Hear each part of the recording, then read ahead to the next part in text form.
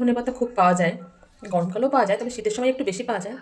তার জন্য আমরা কী করবো, ধনেপাতার চাটনি বানিয়ে রাখবো সারা বছরের জন্য।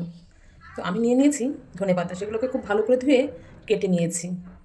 এরপর আমি একটু ভেজে নেব। এবার একটা মশলা বানিয়ে নেব। নিয়ে নিয়েছি মৌরি, জিরে আর ধনে। এবার কড়াইতে একটু হালকা ভেজে নিয়ে পেস্ট করে নেব। এটা পেস্ট করে নেব মশলাটাকে। মশলা গুঁড়ো করে নিয়েছি। এবার কড়াইতে ধনেপাতাগুলো ভেজে নেব। ধনেপাতাগুলো কড়াইতে দিয়ে দিয়েছি, একটু হালকা ভেজে নেব। কাঁচা লঙ্কা আর শুকনো লঙ্কা কুচি করে রাখলাম, রসুন ছাড়িয়ে রাখলাম। এরপর ওর মধ্যে দিয়ে দেবো।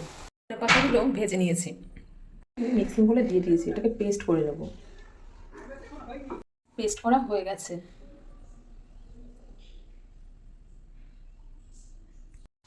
একটু তেঁতুল গুলিয়ে নিলাম। সর্ষের তেল গরম করে এরপর দিয়ে দেবো ওর মধ্যে রসুন। রসুন দিলে বেশ ভালো লাগে খেতে। আমি একটু বেশি করে রসুনটা দিয়ে দিচ্ছি। এরপর এর মধ্যে দিয়ে দেবো শুকনো লঙ্কা কুচি আর কাঁচা লঙ্কা কুচি। একটু দিয়ে দিলাম হলুদ, আর একটু কালার আসার জন্য দিয়ে দেবো কাশ্মীরি লঙ্কার গুঁড়ো, আর একটু দিয়ে দেবো লবণ। এবার ভালো করে একটু নেড়ে চেড়ে নেব।